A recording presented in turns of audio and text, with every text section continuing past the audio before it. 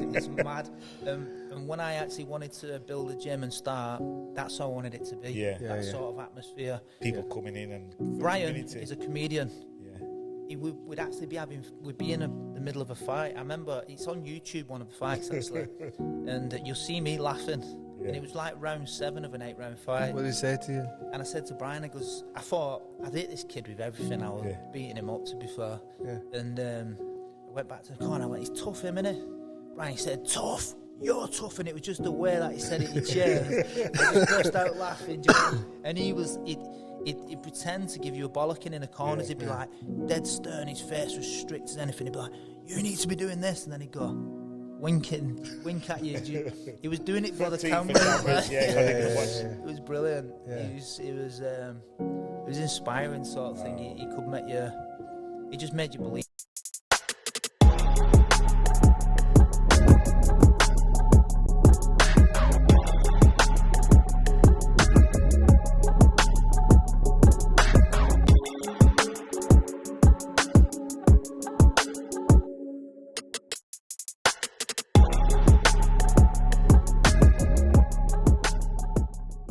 Yes. Welcome to the 13th and final round podcast. Yeah, and today we have a special guest.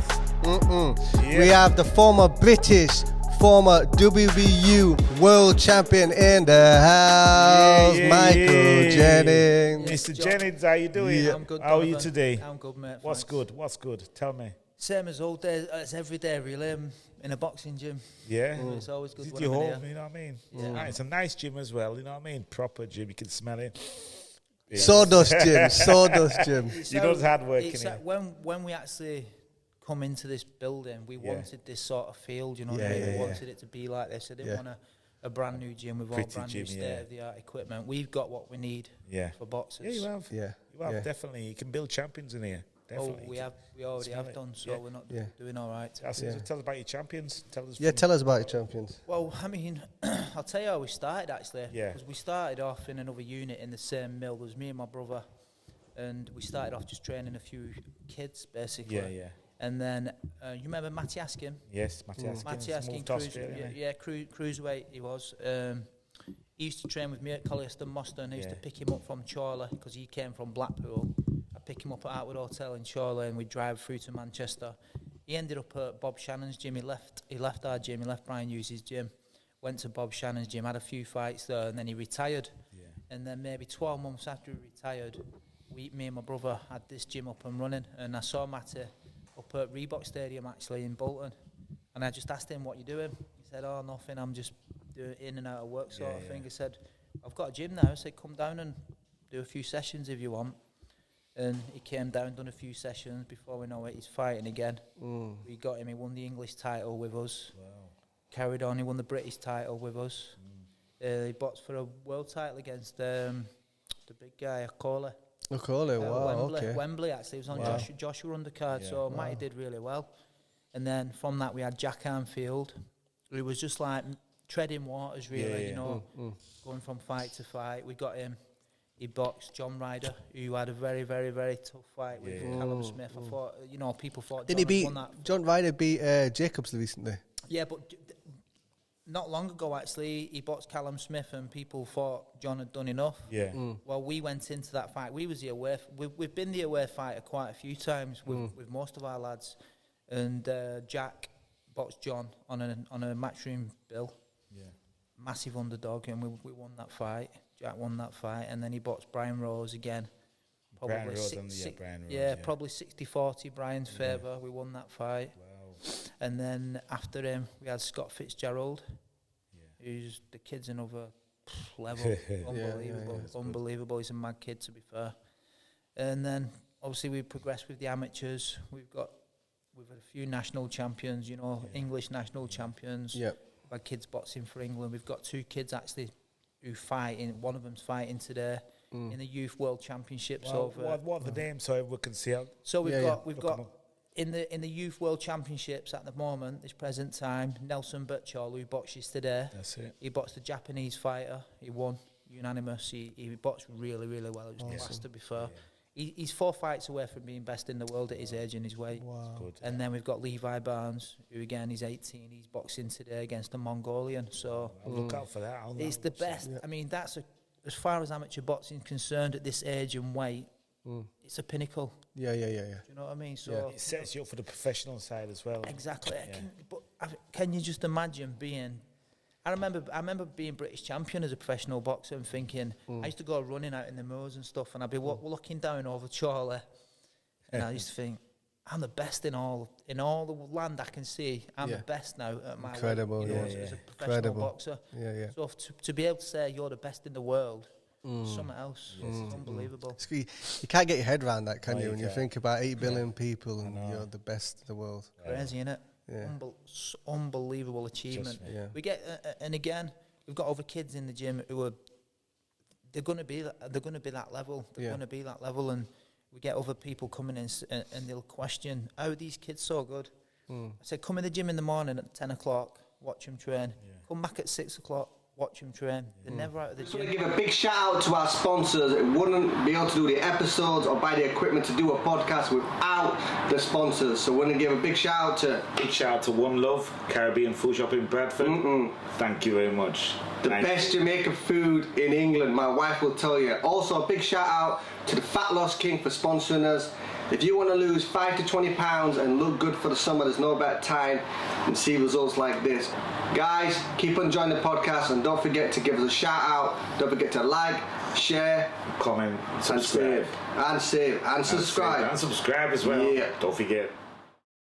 Times in a day, just boxing. Yeah. The kids are travelling 45 minutes to come to the gym, to this gym. Wow. Do you know what I mean? They're not local kids, so the time, the dedication, what they're actually putting into it, now they're reaping the rewards. Are you a strict trainer? You know your training method and anything. Have you got it off like old trainers, like back in the day, like Brian Hughes and that? Have you got that method where you come in, it's strict in here? You know what I mean? Are you like that? I won't say I emulate Brian, but I take a lot of things away from him. Yeah. The one thing with Brian, I remember Brian in the gym. Honestly, when I turned professional and started training at Collieston, I'd fell out with boxing before that. Yeah. By the way, I was going to pack up as an amateur, and then I started going up to Collieston, Moston, and just being in the gym with them lads. Yeah, it was like intimidating because there was some good fights, right? Well, you'll know you came up yourself, didn't you? Yeah. But it was brilliant. It weren't just the actual boxing. Brian was a comedian. You know what I mean? Made you laugh. The people what used to walk through the doors. He was no disrespect, but we used to get some nutcases walking through. I know. Yeah. They did well for the gym, though. They painted the gym, though, didn't they? Honest to God, it's mad. And when I actually wanted to build a gym and start, that's how I wanted it to be. That sort of atmosphere. People coming in and Brian community. is a comedian. Yeah. We'd actually we'd be in the middle of a fight. I remember it's on YouTube, one of the fights actually, and you'll see me laughing. Yeah. And it was like round 7 of an 8-round fight. What did he say to you? And I said to Brian, I thought I'd hit this kid with everything. I was beating him up, to be fair. Yeah. And I went back to the corner. I went, he's tough, him, innit? Brian said, tough. You're tough. And it was just the way that he said it. He changed. I just burst out laughing. And he'd pretend to give you a bollocking in the corners. He'd be like dead stern. His face was strict as anything. He'd be like, you need to be doing this. And then he'd go, wink at you. He was doing it for the camera.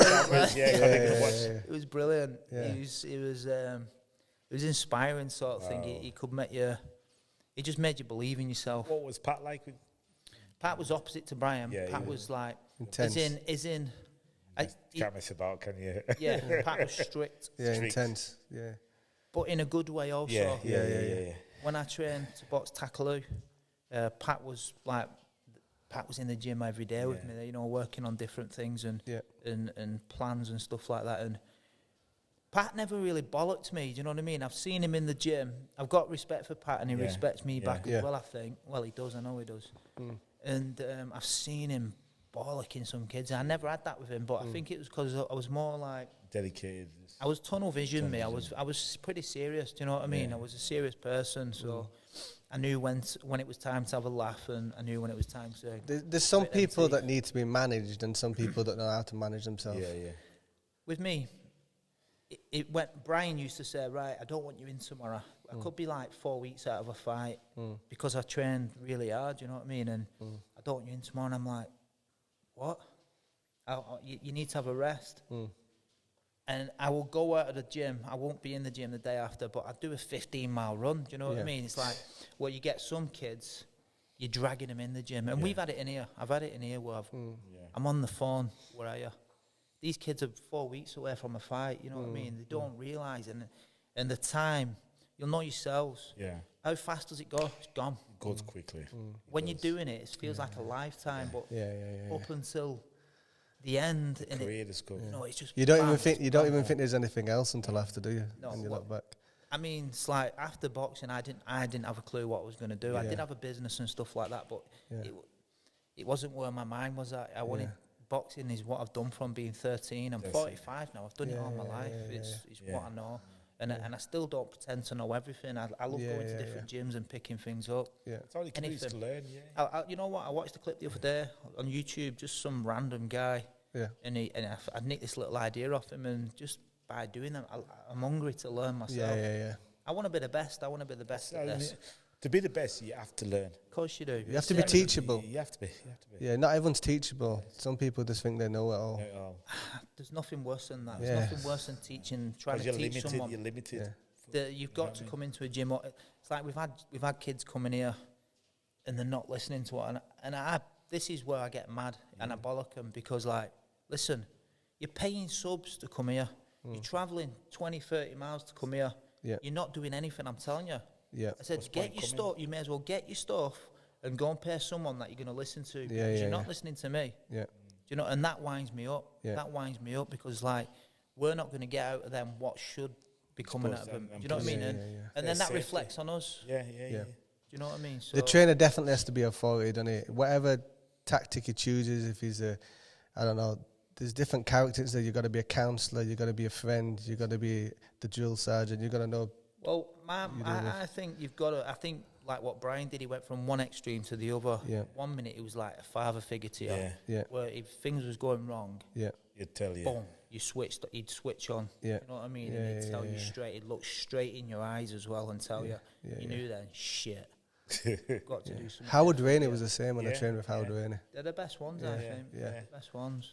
Wow. You don't want to be going in the gym and just getting constantly bollocked 24/7, because you're used to that.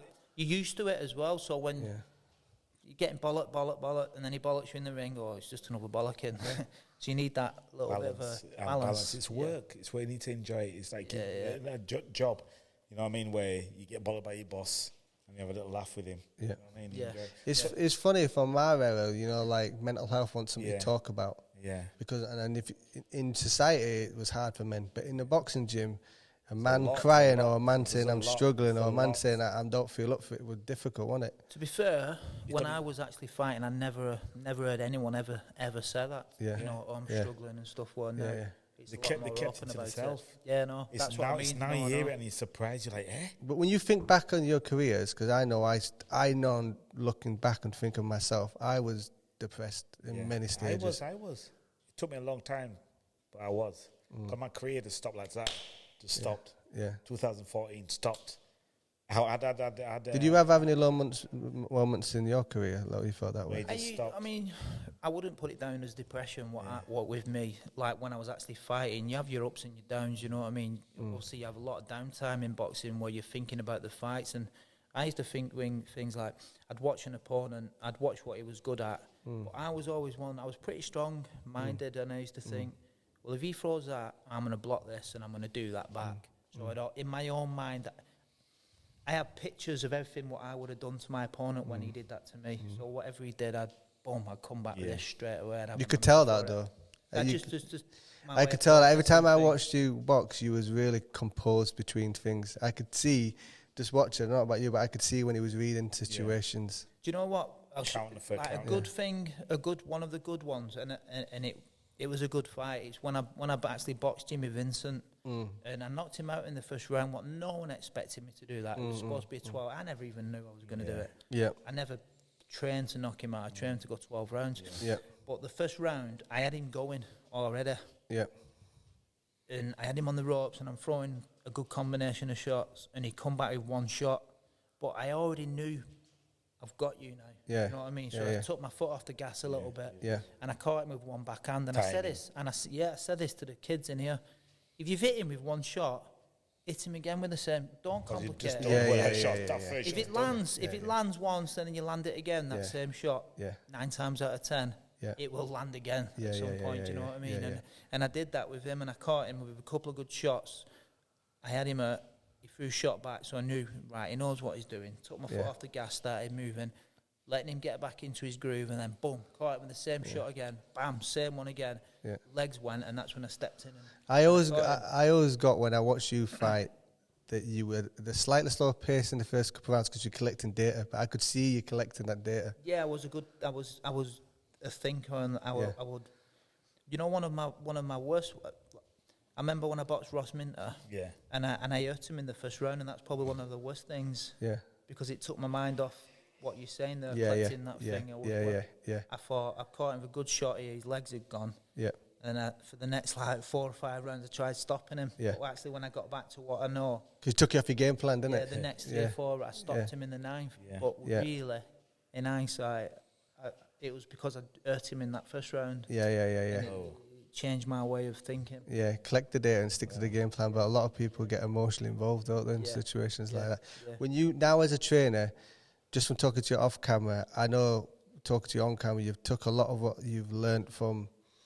I don't want to say the olden days, but the past. You know, when we came up, as a trainer, you've got that. But what have you adapted into your training, which you didn't do? Yeah. What have you learnt differently? Nutrition, massive factor. Yeah. Absolute. If I could change 2 things in my boxing, it'd be nutrition and strength training. 100%. Because I remember back in the day. No, but don't do weights. You'll put weight on by doing weight training. Yeah, we always told that way. Yeah, it's silly, innit? Yeah. And obviously, like you said, nutrition. Yeah. If I wanted to lose weight, I used to not eat and train with a sweatsuit on. Yeah. It's not about that. It's crazy how we used to think that way. Did you hear that one where were you ever told, don't train your legs because you slow down? You slow down. No, but you know what? When I moved to Manchester. I went to Billy Graham's, the Phoenix camp, and he told me about the weights and stuff like that. I said, nah, man, that'll slow you down. He goes, no. And when I started doing it, my weight came down, everything, and I thought... Yeah, because you've been in fat. Yeah. You've been 10 times more fat. When I moved to Manchester, I learned about weights here. Yeah. I learned you have to do weights. Yeah. It's how you do it, though. It's not like doing like a bodybuilder. Yeah. There's a certain way how to do it. Well, I think Kerry Kay's brought that sort of thing in, didn't he, with Ricky, obviously, you know, with Ricky. And it's like you're saying there... when you go to a weights gym, you do your weights, you probably carry on burning your calories throughout the day then, don't you? So 10 times more. Yeah. So 10 times more calories, Michael, away from boxing, your home life. Yeah. What is it, you married, kids? Explain. Yeah, I've got 3 kids and missus who I've been with since I was 16. Wow. You hear that, darling? Yeah, 16. He's been with his missus since she was 16. He's 45 now. We've got to catch him up with 12 years of marriage. Wow. Fair play. Yeah, I've got good. 2 boys and a girl. So both of the boys do boxing. Boxing as well. Wow. So the 5. What of the girl? What's she interested in? Football. They all play football, but both the lads play football and do boxing as well. Yeah.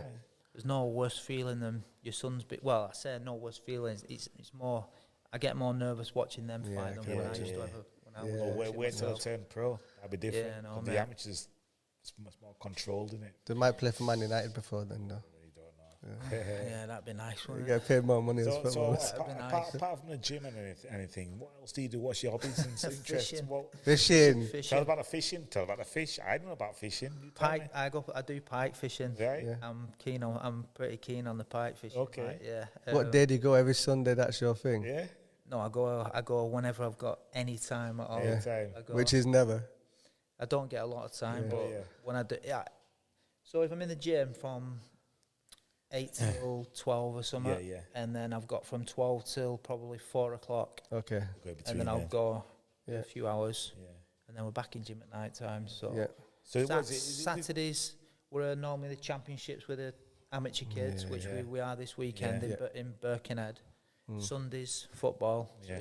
My time's pretty much taken up. Wow. Yeah. But you need time for yourself. You know that yourself. Yeah, fishing does that for me. Do you go on your own, or do you go with a friend, or?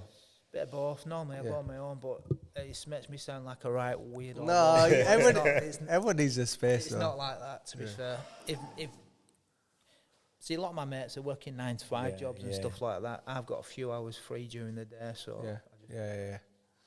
So family, brothers and sisters you got and stuff like that. Those are history, man.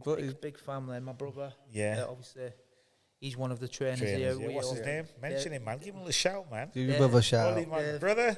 Dave Jennings is on Instagram and Twitter. You'll probably see him on Saturday nights when he's had a bottle of wine on Twitter, watching the boxing. Nice one.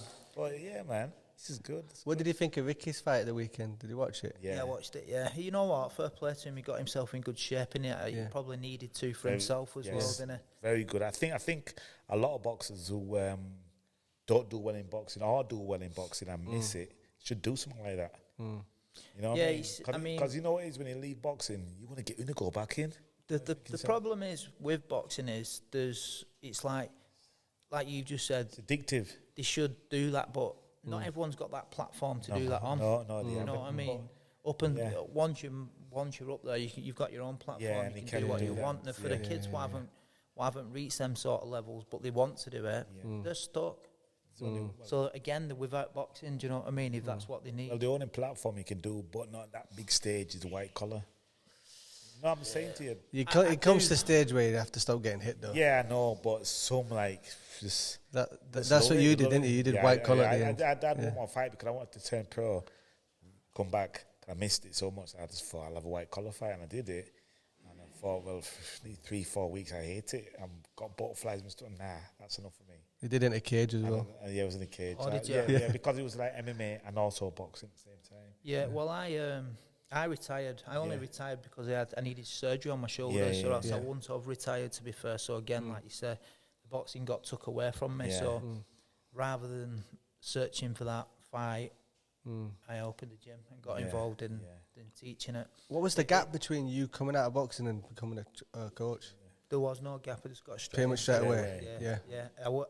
I left Colliston Moston when Brian, he got dementia and stuff like that. So he's, he passed away now. But I ended up doing a stint with Joe Gallagher, a bit of training up at Joe's with, like, there was Liam Smith and Callum Smith. Was that up at Amir's gym? Yeah. Yes.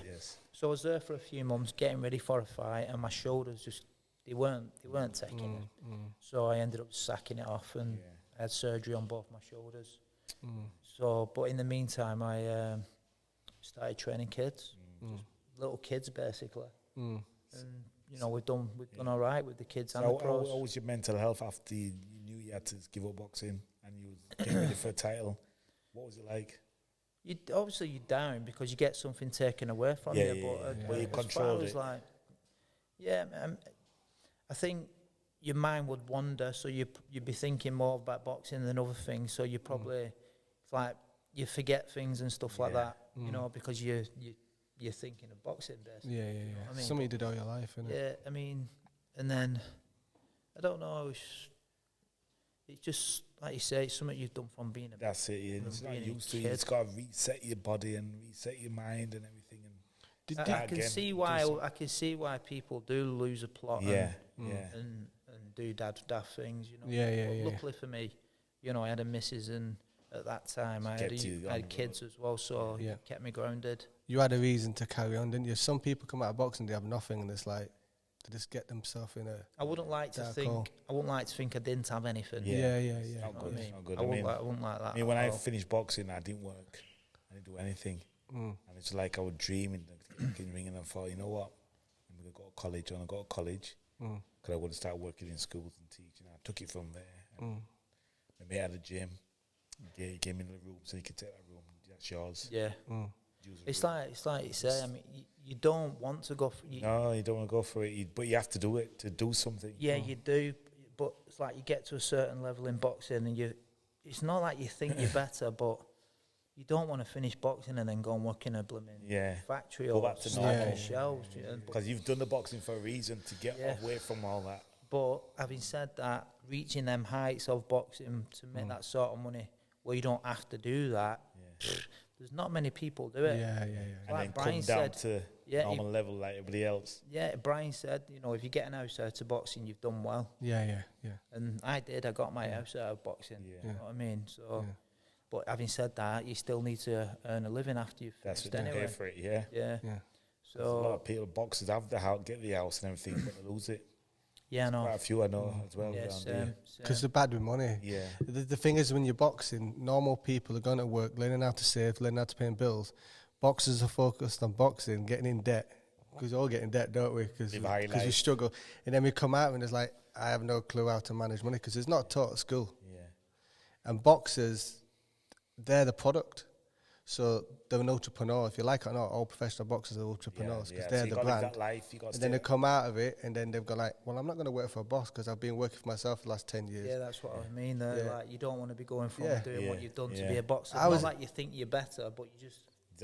I can't work for anyone now. You know what I do? I've got 3 businesses on the go and God willing they're all doing well, but I'm like, I don't know, I wouldn't know how to work for anyone else. No, it is. It is an hard thing to come out of it. So you just got to, same as when you're boxing. No, you got to grit your teeth, haven't you, and just plod on and get your head down. Get stuck into something you like doing. I think. Did you know I can see it, but did you know when you were boxing that you had the gift to train people?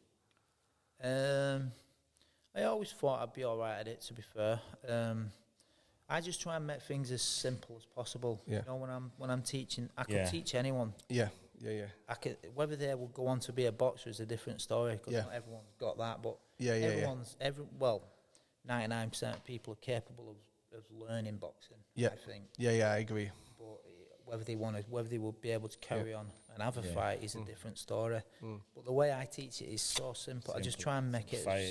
You get honestly. Is that through the way you've been taught, but you simplified it because the way they taught you, you thought, nah, you don't do it that way. But if I did it this way, it'd be explained to you. I'd say you have to have the gift though. So, like, for instance, I'm not going to name names because it'd be personal, but I've trained around 6 world champions, and not one of them probably could be a good coach because they haven't got the ability to teach. They're talented, but passing on what knowledge they can do. Not everyone has that gift to be able to teach and simplify it. That's a gift. Not everyone's got that. Yeah, well, I just think it comes to me more natural. Well, you've got a gift because more natural. So like, but you could see that when you were fighting because you was thinking. If you can think in a fight, break down data, that means that could be taught. Some people are so emotional in the fight that they're going on instinct. They're not really thinking. I think you just got to keep it. Boxing, it's not complicated. People that tell you it is they're talking shit because just keep it basic. Get your basics spot on. Then we can work on building everything else. Fundamentals. As long as them basics are spot on.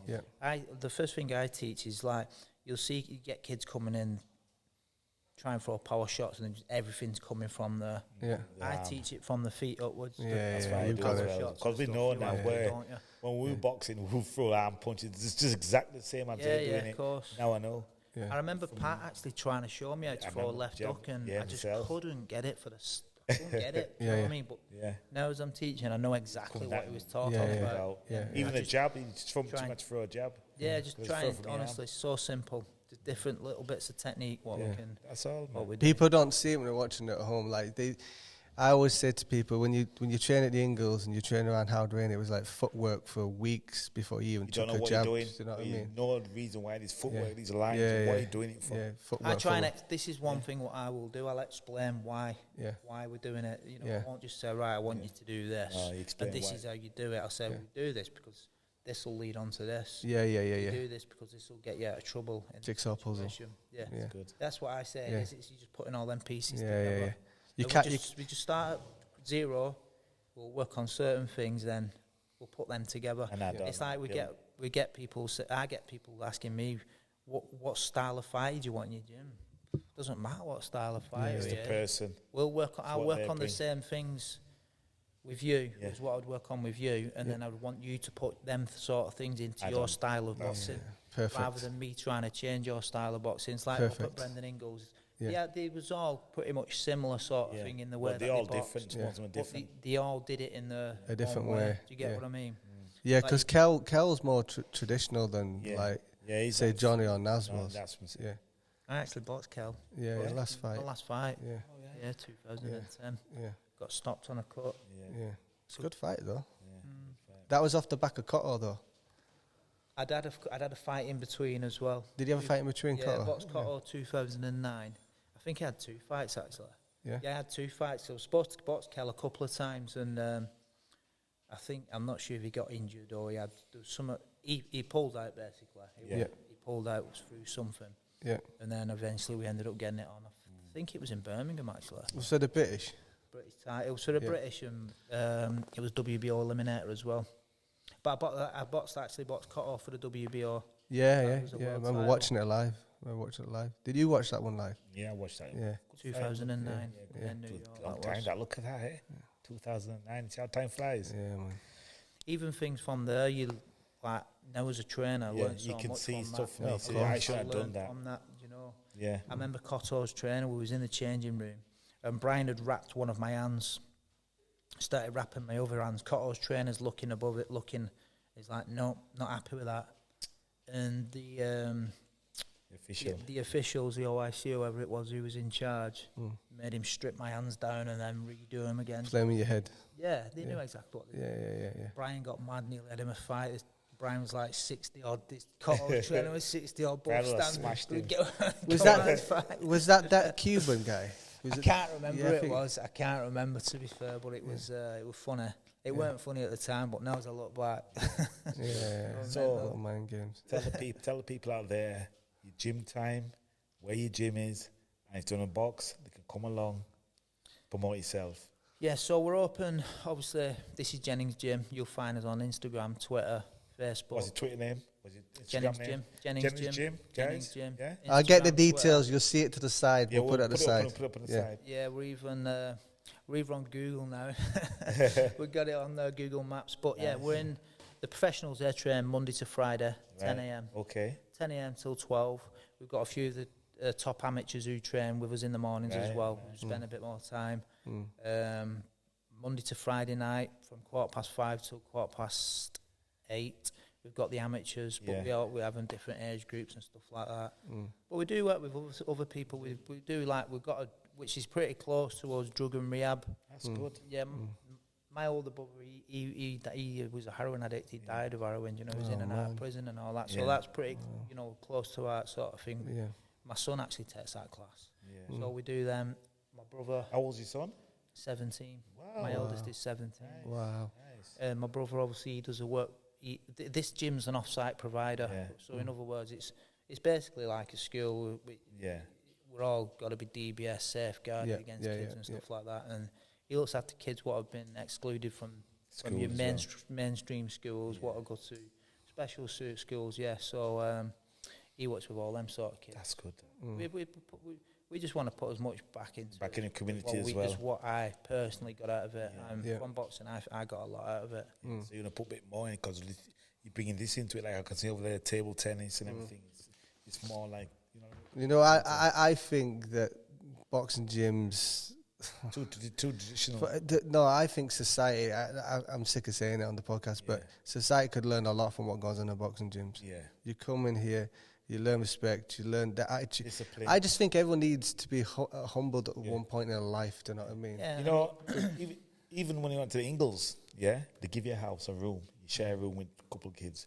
If you can go there and you can't cook or you can't wash or nothing, after a couple of months, you're doing it yourself because you got to do it yourself. You got to wash, you got to cook your own food and everything. And that's what it's like. It's really good. Yeah, in boxing, you can learn a lot. A lot of these life kids, skills. Some of these kids, they won't be taught in schools. Their attendance in schools 8%. But because they get this as an off-site provider sort of thing, they get their attendance up. They're in the gym and they learn respect. They're not the cock of this gym. Not by. Do you ever have to get in there and show? There's no physical stuff, but they just have a mutual respect. Yeah. I think what it is as well, to know your background. Yeah, and but having said that, as a teacher, as a school teacher, they could never speak to we've got it easier. Yeah, I know. Because they could never speak to the kids the same way as we speak. Yeah, you can't relate. Yeah, it's being able to relate with them on a level, isn't it? Exactly. Do you still work out, by the way? Yeah. You're in good shape. You could see you were still in good shape. Tell us about your routine. So normally what I do, Monday to Friday, 9 a.m. till 10 a.m. before the pros come, I do an hour.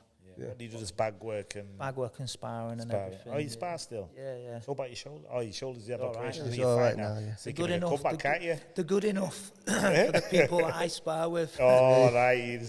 do you ever? You know that charity boxing match you want to do? You know. No. I could say we're not feeling that charity. But I'm saying, do you ever implement body sparring with like your personal training people who you do like outdoor box? Yeah. Have you incorporated it? Yeah. Incorporate it. But I see a lot of Manchester gyms are doing it now, where before it was a Sheffield thing, England thing. Nah, I think even from me being a kid, we'd do body sparring, just no headshots at all, just everything. I mean, with some of the newest kids that we've got, we have kids here from like 7, 8 years old. Yeah.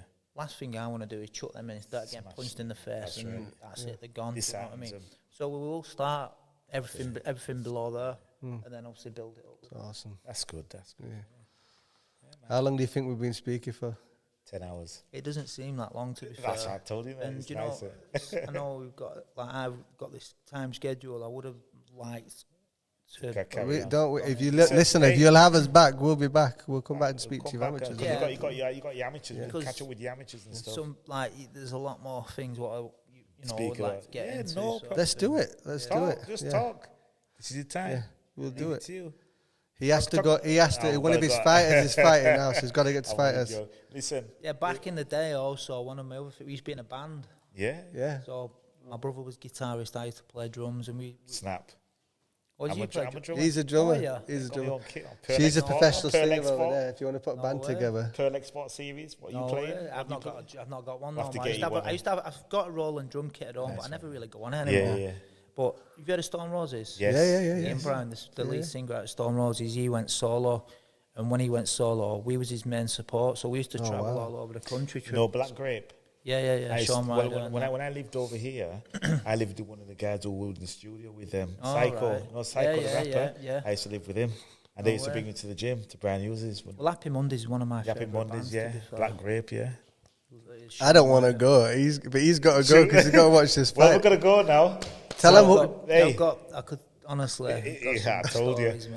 So we're going to come back and do part 2. We're going to do part 2, definitely. And some of your amateurs, we can have them next. Yeah, definitely. We've got some. Let's do that. We've got some top amateurs. Definitely. Good pros as well. Definitely. We'll get them all in. Jeffers. Yeah. Problem. Well, I'd be happy to definitely do it. We'll come back and we'll do part 2 and we'll sit with some of your fighters. Definitely. 100%. Sounds good. Thank you for having me on. Thanks for having us. Thank you for your time as well. Yeah, nice. And sorry for bugging you on the phone. Right. But anyway, I got you. Are we here? Oh, thank you. Nice. Guys, thanks for tuning in to the 13th and final round podcast. Please like and share. Don't forget to hit the subscription button and the notification will come through to you when you hit that bell. We're here. And we out.